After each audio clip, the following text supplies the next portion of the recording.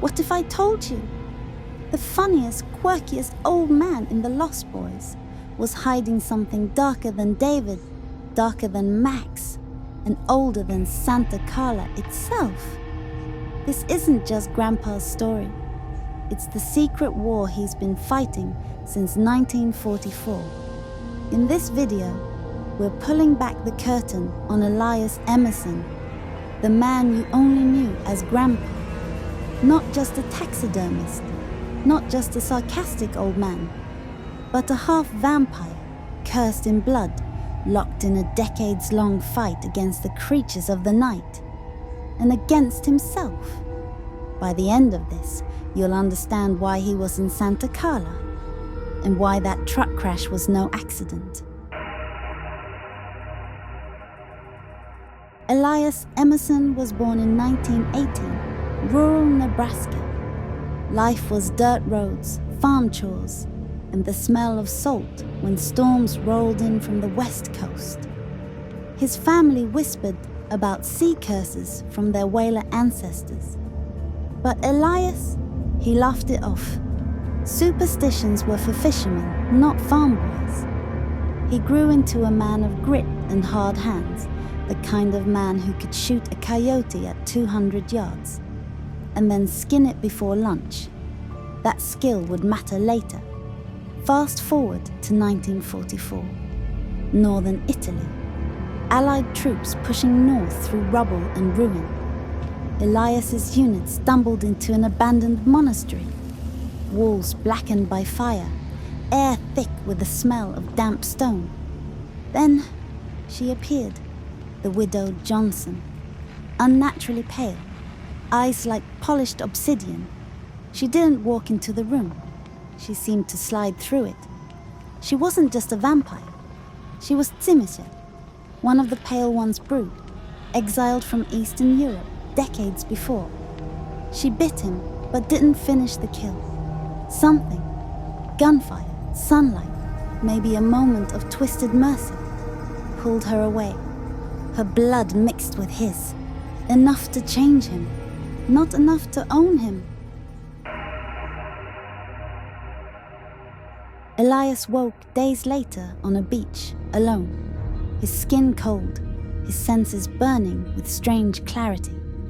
He could smell the iron in seawater, hear conversations hundreds of feet away, and under it all, a hunger, a deep gnawing ache for blood. He'd been half-turned, slowed aging, heightened senses, smell, hearing, an instinct for nearby vampires. Minor regeneration, cuts healed in hours, but also the curse. Under stress, the bloodlust swelled, almost impossible to resist. As he returned home, Elias faced a choice: feed on humans or find another way. He chose animals. Taxidermy wasn't just a hobby, it was his cover, his lifeline. Every deerhead, every raccoon on his workbench had been drained before preservation, a way to take the edge off without killing people. And through it, he learned anatomy inside and out, turning his workshop into both a morgue and an armory. Every stuffed owl was a reminder: control the craving or lose yourself. From the late 40s to the 70s, Elias hunted vampires across the US. He'd seen too much to stop, and his half-blood senses made him the perfect predator of predators.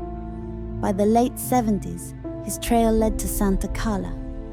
The widow was gone, but someone had filled the void. Max, a head vampire building a network, turning lost kids into his own army. Elias bought a quiet house in Pagonip Creek, playing the role of the eccentric grandpa, all while watching, waiting. Elias and Max crossed paths in 1958. It wasn't a fight, not exactly. Max wanted him turned fully, saw his half-blood nature as a rare prize. But Elias couldn't be glamoured. The widow's bite had made him immune. That immunity made Elias dangerous. and both men knew it. For decades, the two circled each other like sharks in shallow water. When Lucy packed up her boys and moved to Santa Carla, her father said nothing about the danger that had been festering there for decades.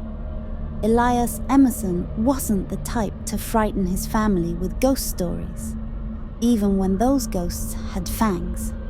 But when Max, the charming video store owner, started courting Lucy, Elias knew exactly what was happening. This wasn't a love story. It was a recruitment. Max didn't want a girlfriend. He wanted a matriarch, a mother figure to complete his vampire coven, someone who could anchor his twisted family in the human world. And when Michael fell into the orbit of the Lost Boys, Elias recognized the pattern instantly. He'd seen it before. The grooming, the seduction, the slow erasure of a mortal life until only the hunger remained. For years, Elias had avoided open war. He had kept his weapons buried, his knowledge locked away, living under the radar. But the moment his grandson was targeted, the conflict he'd been dodging roared back to life. The infamous night of the truck crash wasn't just a lucky rescue. It was a calculated strike. That beat-up pickup rattling down the dark road was his last weapon. The bed was loaded with sharpened fence posts, cut and whittled over long winter nights.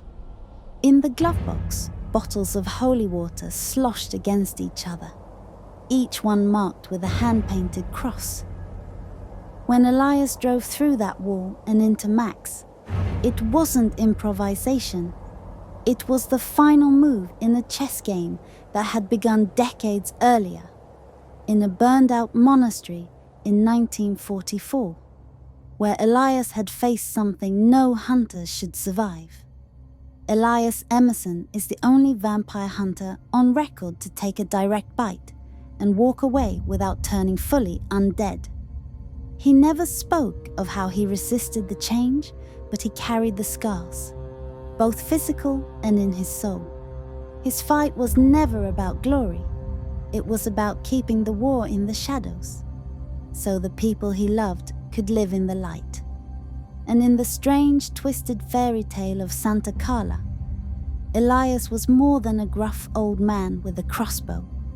He was our Captain Hook, the villain in the eyes of the Lost Boys, but the hero in ours. The truth is, his battle didn't end with Max. And if you want to know what really happened between Max and the widow Johnson, watch the next video on your screen right now.